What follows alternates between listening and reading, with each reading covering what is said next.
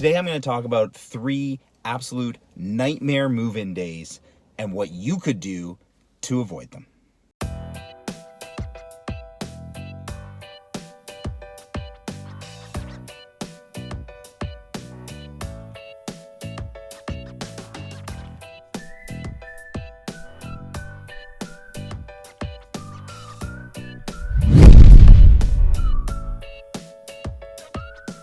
Move-in day should be one of the happiest moments of your life. Usually it's something you've been working for years. And the worst part is all of these stories could have been prevented with a few extra steps. If you're thinking about making a move, there's way more to consider than just move-in day problems. I've created a free guide, everything buyers need to know. You can get that down below. The most common one isn't one specific story, but a common thread that happens all of the time. You move in on your first day and you notice a chandelier has been changed, or an appliance has been changed, or the mailbox has been changed.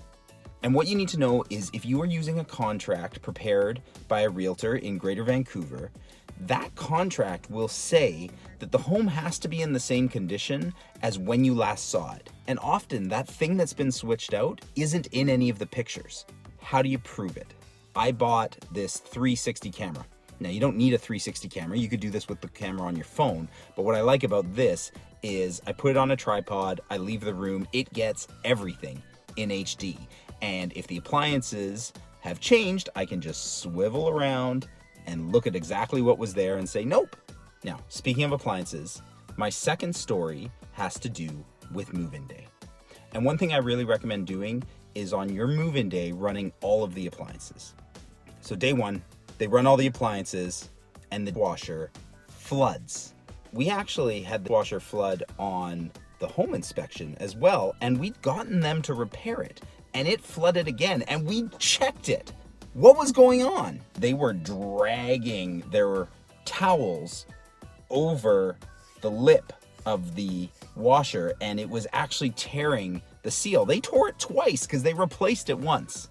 When you are buying a home, in your contract of purchase and sale, you are going to have subjects and conditions. Subjects are all of the things like, I will buy this home as long as I'm satisfied with the home inspection and my financing gets approved. But you also get conditions. And this is where you can do something I like to call pre-negotiating.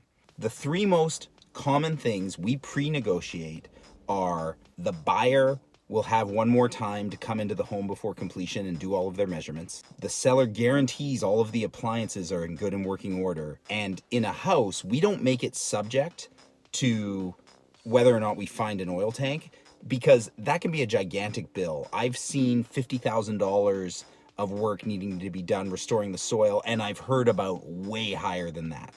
So the other one we pre-negotiate is if we find an oil tank, the seller accepts responsibility for getting rid of it and remediating it. All of these things are much easier to negotiate when they're just kind of imaginary. I had a mentor once talk about what he called the joy curve.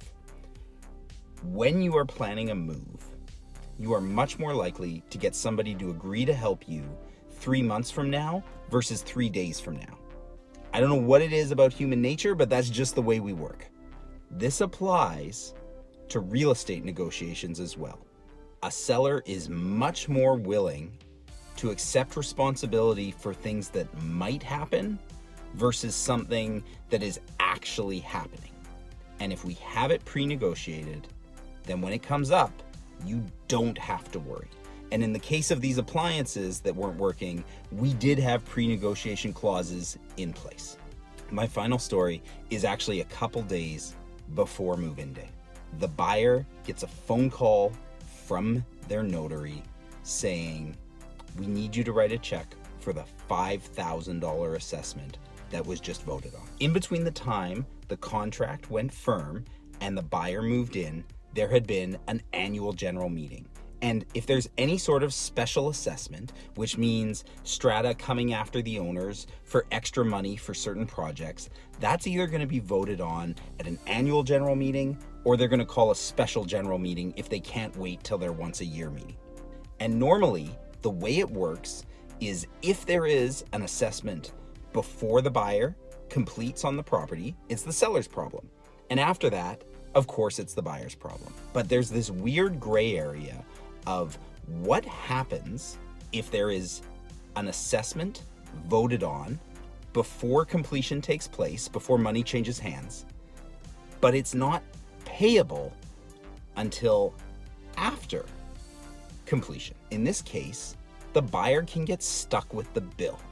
And if you're buying a property and your realtor doesn't bring this up, what you need to do is make sure that there is language in the contract that says if there is an assessment voted on but not collected before the buyer moves in, that will be payable by the seller.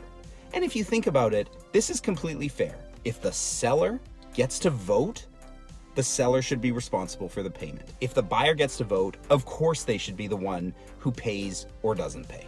In this situation that I was talking about, it actually became the lawyer's responsibility because they missed the language in the contract. The clause was there and they were actually supposed to hold back the money and missed it. The other thing you should keep in mind when you're reading strata documents is always make sure to note whether the annual general meeting will be before you move in, because that's when those assessments are most likely to happen.